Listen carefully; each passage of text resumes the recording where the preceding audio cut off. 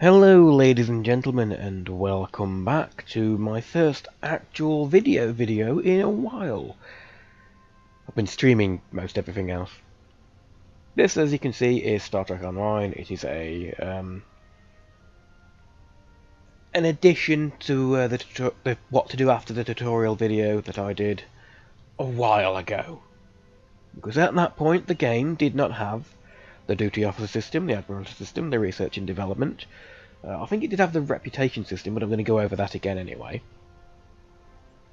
So first thing is first.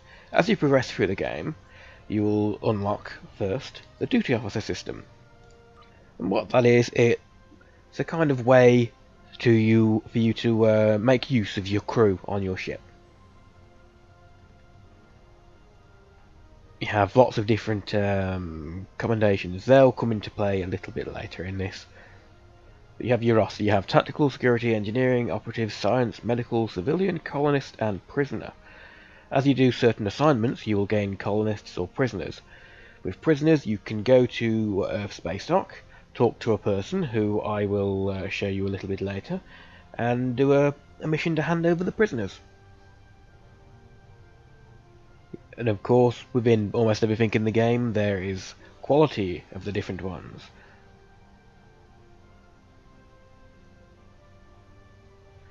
Each one has different traits which will affect how they will do on certain missions. You generally don't have to worry too much about them, at the beginning at the very least. So how does the system actually work? Well, you have chains that you can do as well. You can try and do them, but I wouldn't be too worried. First thing you want to do is go to the commendations, or you could do it through items as well if you wanted. If you were looking for certain duty officer tasks that can gain you the lithium, energy credits, skill points, other duty officers. What would this one give? It would give a special duty officer. So that's something I may actually want to do. We've got a fairly low chance of doing it. Bridge officers and other items as well. You can confiscate contraband from your crew. That leads to another mission, which the contraband you can hand, I think it's 5 of those over to the same person that will be showing you at Earth Space Dock later. And they will then give you, I believe it's 2,000 dilithium for doing that particular one. There are a lot of things you can get on this. So let's quickly do one and see. Let's say we want to... I have some colonists. You can see the colonists here. Actually, yes, resettle colonists. This is how you'll gain colonists. You'll do the mission. It has no requirements, so you won't need anything specifically. But you will have who will go on the mission. So at the moment I have Gingrav, my emergency medical hologram, Mach 1, and Felice Twandi Everett. You can change them around for any if you want. There's no need to have my EMH on that. He's far too good for it. Same for pretty much most of them. 95%, but 5% of shit disaster, that's fine. And then they'll go and do that one. It's now in progress. It will take it 3 hours, 59 minutes and 55 seconds. It will then gain you 5 more colonists, and you can then use those colonists on the resettle colonist mission, which will give you colonial XP. You reach the next rank in colonial experience, and you'll gain a free duty officer of a higher rank, and it will go on until you get to max rank. Most of the duty officers, the ranks don't mean a whole lot. You just get titles, but the diplomatic ones, you can get some good stuff from them. You can get personal transwarp abilities to different areas. You can get first contact missions and transwarp to different areas. And when you get it high enough, you can actually get an ability. See whereabouts is it? On rank 3, person ability, grant diplomatic immunity. What that will do is it will allow whoever you use it on to go, I think it's about 20% faster. So it's good if you're playing with a much lower level character, to give them a little bit of a boost. And there are certain missions where having a rank in diplomatic rank will allow you to have other options in the mission. One of them of note is a mission on the Cardassian side. It is, I believe, the second wave. So you go to Deep Space Nine on that particular mission, and you you host a meeting between all of the factions about combating the Borg. Of course, the meeting gets interrupted, but there are a lot of extra options on that particular mission, where having a fairly high diplomatic rank could allow you to get through it easier.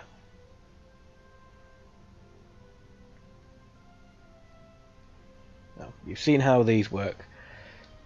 Some of them also have other requirements as well. You might need a colonist with a certain skill, or an officer with a certain skill, or you might need actual provisions and medical supplies. You can change what ones will appear by pressing triangle. It'll show the ones that you can do, and then you can do all of them. So on here we have show the ones that are ready. I've no on trade, but on ready there is one, and I would need entertainment provisions to do it. Now, if you are out in space and you don't have any of those provisions, don't fear, you don't have to go all the way back to Earth Space Dock or wherever. You can get them from the replicator. Most of them. Some of the rarer ones, like transforming lockets and so on, you have to get from other duty officer missions. So you can do that. You can level them all up. You can get some good items, some money, some dilithium, and what I would say could be more importantly, you can also affix them to be active. So you can put a duty officer onto your active ground and space slots, and they will have extra abilities. So, a security officer, chance to beam down additional security escorts when security team is used. So rather than 2, you have the chance to beam down 4. When you use a hypo, provides a chance to beam down a medic who will heal you and your allies for a while before beaming back to the ship. The higher the rank, I believe, the greater chance they are of being able to do it. See if I can find one with 2 of the same rank. But you can get some pretty good skills which will help you on your specific build.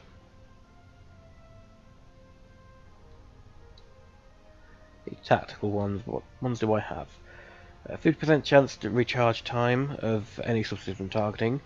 That could be useful for a science officer, because they have a built-in subsystem targeting, or it could only count towards the subsystem targeting skills your bridge officers can learn. Both of them are exactly the same. Recharge time reduced for it is a good one. There are some weak ones, and there are some really good ones as well. There is one on my science officer, which whenever I use a skill called in space, a space skill called gravity wave. I think it was gravity wave. Basically makes a little black hole which sucks everybody into it. There's a chance after 10 seconds to spawn a second one, and after 20 seconds to spawn a third one.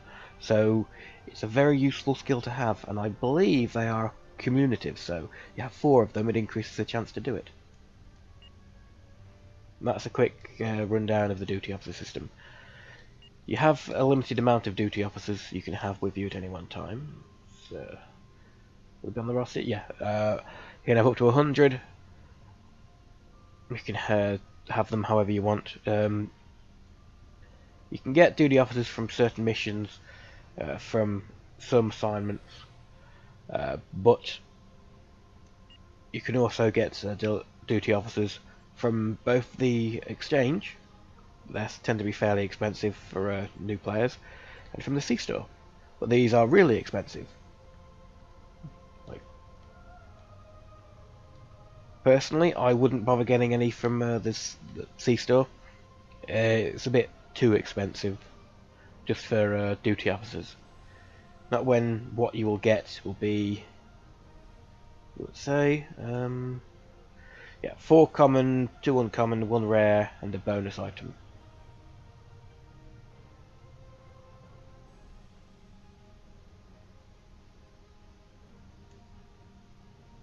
But the bonus items seem more useful than the actual duty officers and that. If you were to get something from the C-store, it would probably be the duty officer roster slot, which will allow you to have another 100, up to a maximum of 500 duty officers per character. Which would be useful. You could also buy them in 20 if you haven't got enough Zen. Now, hopefully that helped a little bit. We'll move on to the Admiralty system. Now this is where you can get some big money back. It works on all the ships you have. Oh, wrong button. All the ships you have used in the game. So don't just get rid of them. Either leave them in your ship inventory, or put them into the is it mothball? In fact, let's just go back to town and have a look. I will quickly apologise, this is not going quite as smoothly as I had planned. We're experiencing a bit of a heat wave in Britain this week, and when the temperature goes over 17 degrees I tend to start malfunctioning. The dry dock, that's the one. You can send, if you haven't got enough room in your active Starship slots, you can send up to 5 ships into your dry dock. And of course you can buy more slots from the Z-Store for 400 Zen. While I am also on Earth Space Dock, I will also show you where the contraband guy is.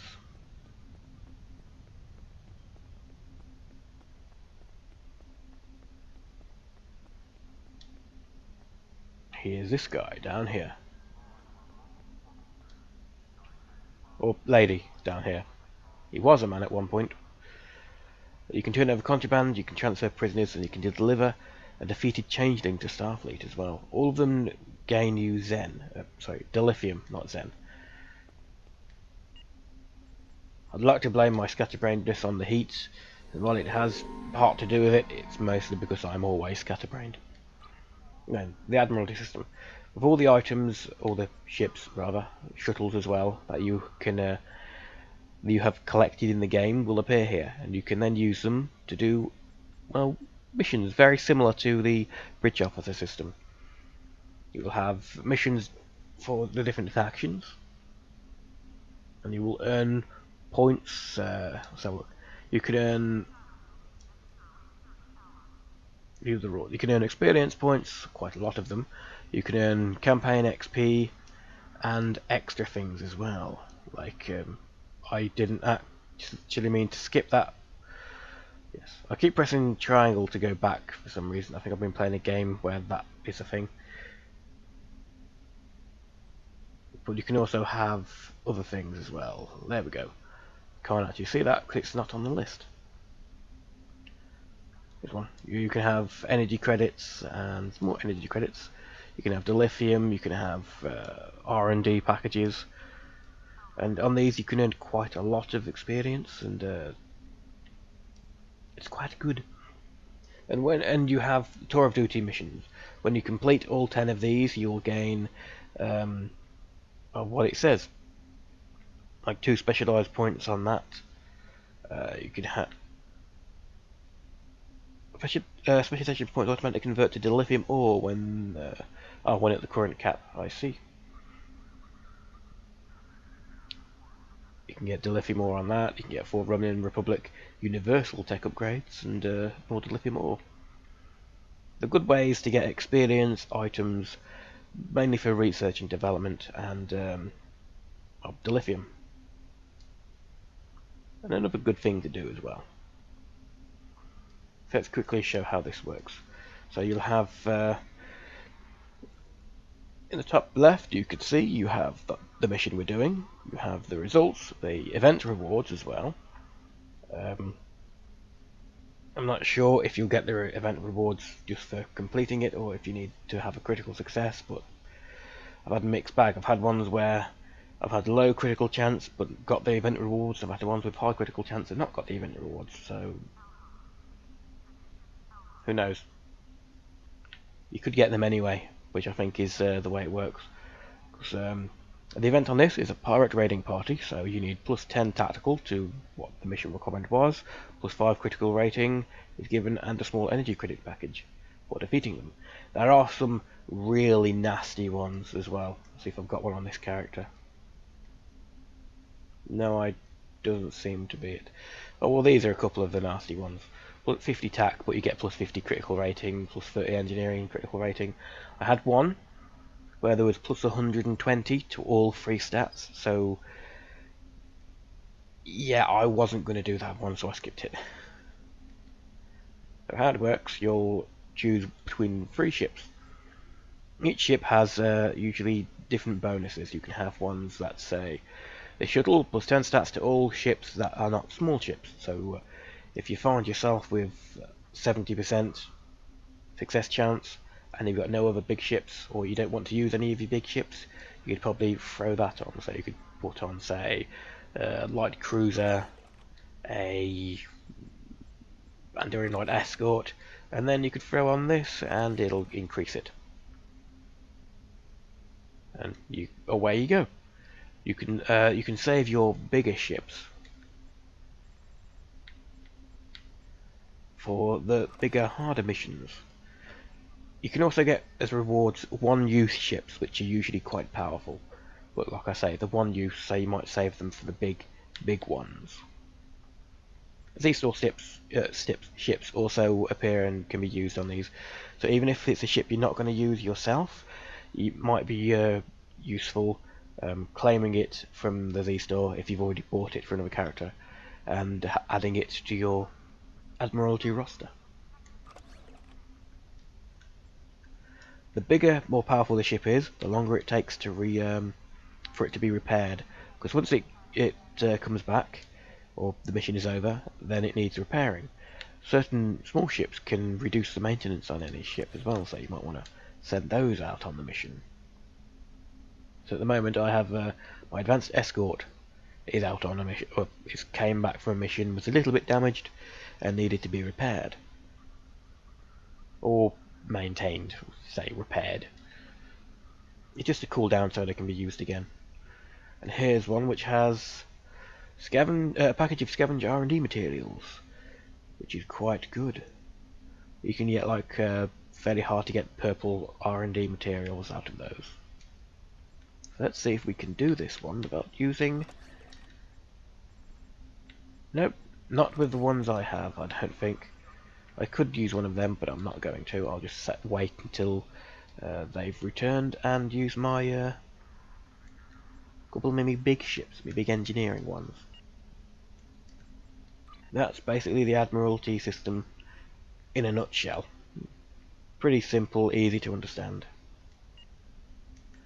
Research and development is, well, you use my PS4. I don't know whether it's a controller, the game, or my controller and the game, but I tend to double click a lot when I don't mean to. So research and development thing. You use these on research and development projects, of course. Research and development. You'll usually start with one slot. And you can research beam weapons, cannons, engineering slots like armor and engines, warp cores, ground weapons, kits and modules, projectile weapons, science stuff, which are basically like as it says there, the countermeasure systems and stuff. Personal shields, officer training. This is what At the beginning of the game, when it first came to consoles, you could only get up to mostly Mach 2 with the different skills. You couldn't get the third ones because the research and development system wasn't active. Or if it was active, the actual materials you could get weren't in the game yet. Now they appear in the missions as little gaseous things, or that you can do a little mini game and collect during missions. If you've done any missions, you've probably noticed a few of them. So now you can get things like cannons rapid fire free. To get them, you'll need to make a component pad, which you will need the materials. So you'll need titanium, fluorine particles, refined dilithium, and some energy credits. And with that, you'll make a component pad. Last I checked, the actual component pads themselves, for some reason, they were going on the exchange for like 200,000 credits each. If people are too lazy to make them themselves, that's fine, I suppose. And then you can just use them to make one of these if you have them. Of course, you won't have, as a science officer, you won't have tactical skills like this, so if you know some friends, it might be an idea to have them make these for you, and then I believe you can be transferred. Because they're just like any other training manual. You have special projects. A while ago there was an Omega event where you could go to different places and scan them and get trace particles, which would make an event, a tech upgrade event. These were very useful, that they could upgrade pretty much anything for no dilithium cost. Also, the 4 times quality improvement chance was very nice. It would allow you to have a weapon go from tier 12 to tier 13 and so on. And also increase rank from like rare to very rare, and then from ultra rare and then epic. There was also, I'm not going to say fairly recently because I had about a year or a bit's gap from the game, but you can now also re-engineer certain, well, most things. And what you do there is when you break down an item, in fact I'll show you how to break down an item as well, if I have any which can break, yeah, you'll salvage an item, and once you salvaged it, you'll get under assets, salvage, because I've got 2,715 there. You'll also get some research and development equipment as well, but you can then use the salvaged items to re-engineer an item, so you can unlock it and then you'll be able to randomize it with dilithium salvage, so you can change it from being an accuracy into, say, damage or critical hit or critical damage, so you can make it so the weapon in question has the specific attachments that you want. It could become quite difficult before that to get a weapon set up exactly how you wanted. Say you wanted a weapon with say just 4 heavy cannons at the front and 4 turrets, and all of them having critical chance. It could be very, very hard to do that. Now you can like re-engineer them, so if you've got the time, the salvage and the dilithium, you can make them all have critical chance or critical damage or whatever you wanted them to have. I'm not sure if all of what they can get, if they are re-engineered, will appear, because I'm sure there'll be certain ones which won't appear, because there are certain items which will have other things in accuracy, critical hit, damage, and so on. They may have something like increased chance, increased speed for reload, like the Kelvin timeline photon torpedoes have a built-in reduces regeneration or reproc thing. Yeah, it basically can be fired every 4 seconds rather than every 6. So if you could manage to find one with 2 of those on, that could be probably sold on exchange for a lot of money.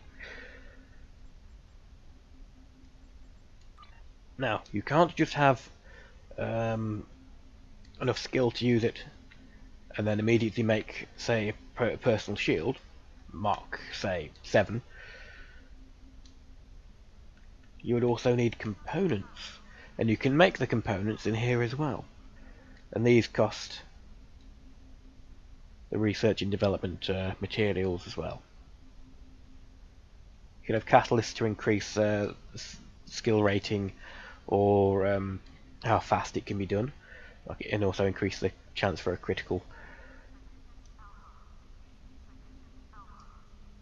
Having a critical win will just make it so it's higher quality, or you'll make more, I believe. And making anything will increase the skill of that particular school. You can also increase a school fairly quickly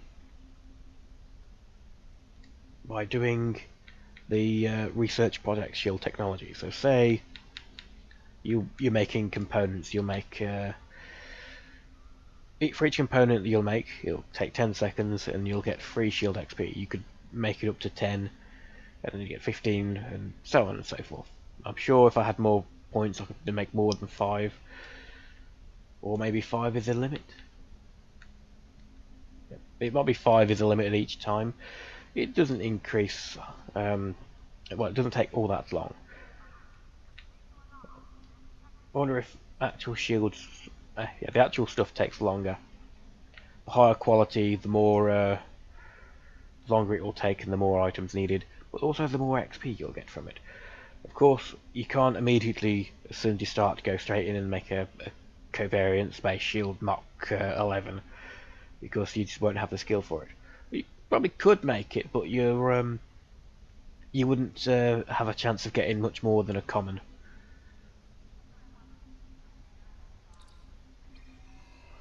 In fact, to show that, let's just throw on a ground weapon, random ground weapon, and Mach, let's just say Mach 10. So 51%, 37%, and 13%. Whereas the lower tiers, you have higher chances. So if you were trying to make a Mach 12, no chance to make anything more than maybe, if you're lucky, an uncommon, or very lucky, a rare. But as you increase in rank, you can, well, increase in skill level, I suppose, more than rank, you have a higher chance of making a higher quality item. And then of course they also added the ability to upgrade them as well and re-engineer, so you can make the weapons how you want them. Of course, by end game, chances are you'll more be using the reputation system. Now, the reputation system is an end game feature. You'll unlock all of these different things. Like you'll have new Romulus are actual missions, same as the Dyson command. You can have extra missions on pretty much all of these.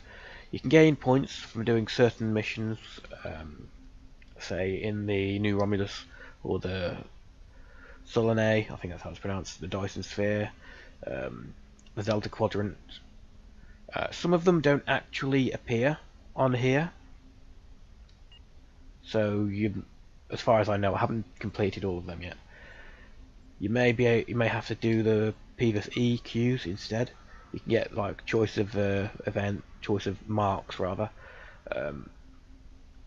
There are lots of P/P end stuff, and of course there's also P/P as well. So you'll join one of these, and it'll be basically a mission with 5 other people. You can usually do them in about 10 to 20 minutes.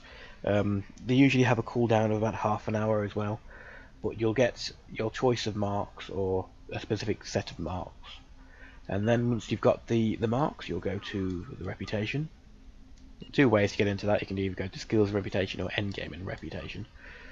And then you'll say, look at one I've got points for. Nukara. You can go to these and you can select a project. You have daily projects and hourly projects. They'll be all the ones you will have at start. Once you increase its rank to like rank 2, or rather you finish rank 1 and become rank 2, you can then have other projects for ground and space gear and modules and stuff. These are usually pretty good stuff. They are like set, so they'll have good bonuses. And naturally, certain ones will be better against certain enemies. Usually against the type of enemies they will be fighting. So the Nukara will be probably good against. I've forgotten what enemy. The Folians, that's the one.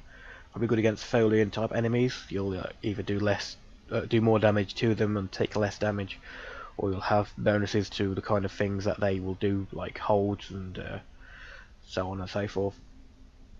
They'll also have other bonuses, so once you level up, have a look at these, find what ones you will want, and then you could make one of them as a project. So you could say make this a project, and then you'll put the energy credits into it, the refined dilithium, and then the Nukara marks, and then you'll have yourself a brined, shiny new shield or whatnot. But don't be afraid, you can also get items. Let's not put that on that one. I usually have my dailies at the top and my howlies underneath.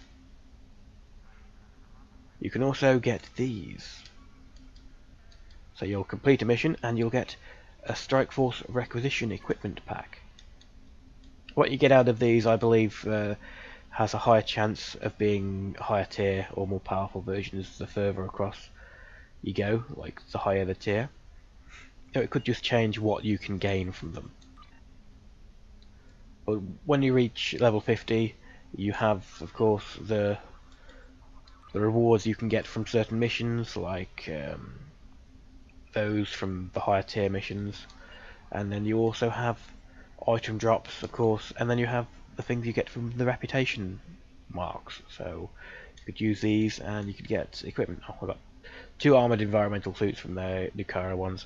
The Nukara is in a mission area, which is like on a planet, which the atmosphere is quite hostile towards, so you'll need these armored environmental suits.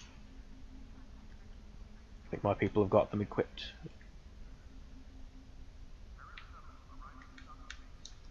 Yeah, an armored suit.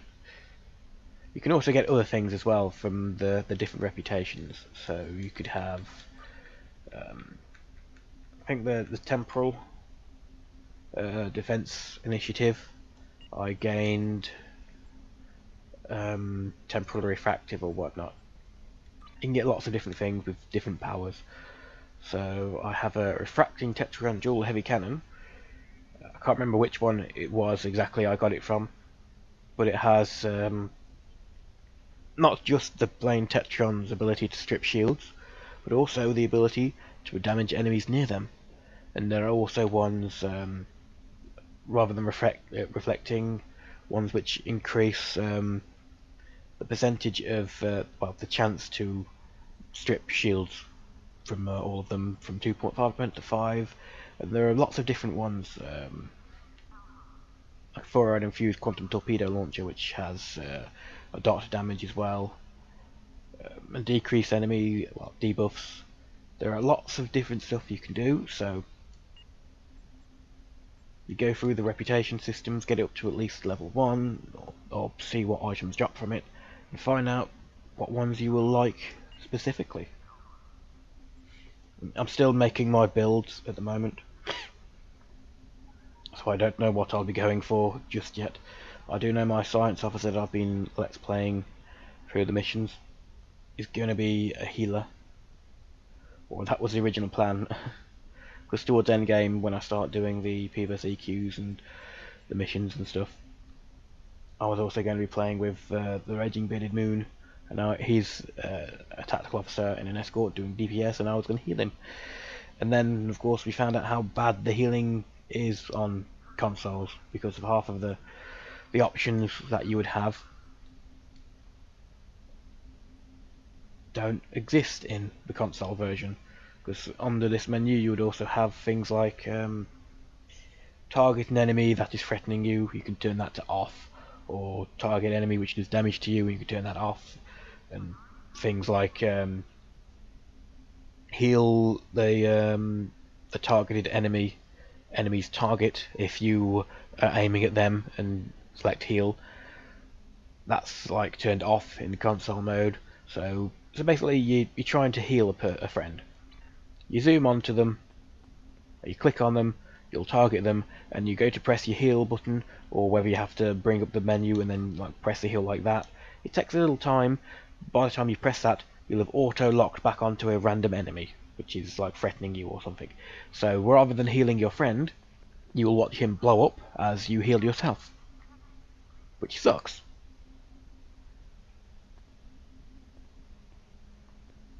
All of the problems, well, I say 70 to 80% of the problems the console versions have could be fixed if they added in all of those options and allowed people to set it up how they want it to be set up. It was one of the things which made playing the PC version so much more enjoyable, I will say. Sure, you can run around, you're playing it on a controller, you're relaxing, you're leaning back, you haven't got a fairly bulky keyboard and mouse in front of you. But it was more accessible on PC. Maybe I'll also quickly add at the end what I mean by those settings by loading up my PC version. I don't know how well that will record though, so we'll see.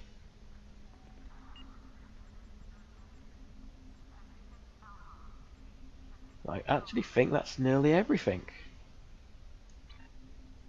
Yeah, I think it is. If I have forgotten anything, please do let me know in the comments down below. If there's anything you don't understand, let me know and I'll also try to explain that.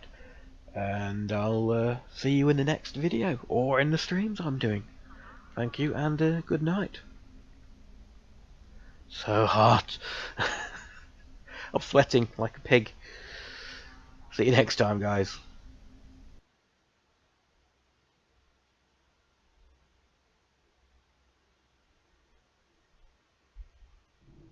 Okay, so I have the game up on PC. No idea how well it's recording or anything, but this. Oh yes, you can rearrange HUD, or you rearrange all your HUD elements. Controls, I think it'll be on. Yes. You can look at some of these things. AoE target distance. If enabled, the camera will point to your target's feet when you use AoE powers. Reset next tab. Click on select target. Only attack if the target is selected. If enabled, you will only attack if you have a selected target. If you have selected a target, select auto target on attack. Here's one that would be really useful. If enabled, whenever you try to activate a power, even if it fails because you didn't already have a selected target, it will select your auto target. So you could select somebody as your auto target. Assist target on attack. If enabled, attempts to attack a friend or heal an enemy will instead change your target to your target's target and then activate the power. So if you wanted to heal somebody, you'd be able to do it properly. See, I've got it turned on because I'm in my healing class. Never auto-target objects, never auto-target pets. Target threatening enemies first. You turn that off if if you were healing. If enabled to auto and tab targeting, will prioritize enemies that are currently threatening you. This means any enemy that has any aggro towards you, even if you are not their current target. Select attacker if attacked. See, that's off. Off. Being able just to have that one would be so fucking useful. Pardon the language there. Tab, select off-screen targets, also a useful thing to have. Auto attack, target can change how it works. Target auto attack changes, toggle non-cut pets, maintain when button is pressed. So many good options which would make the game so much more. Come on, Cryptic, bloody add them back in. You don't need to take them out.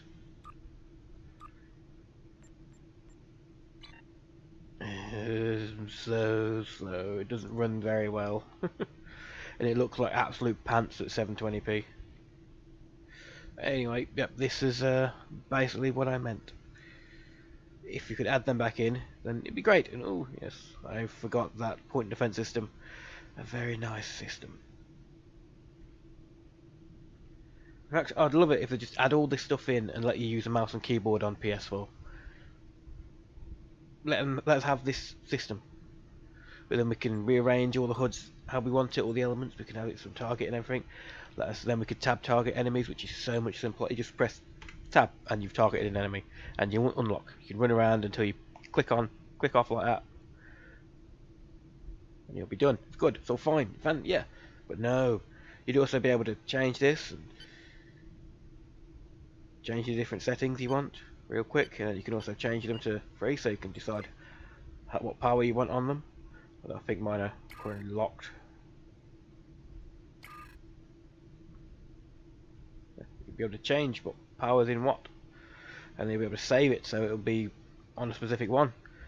Switch it around, all good, all good, all great, fine, but no.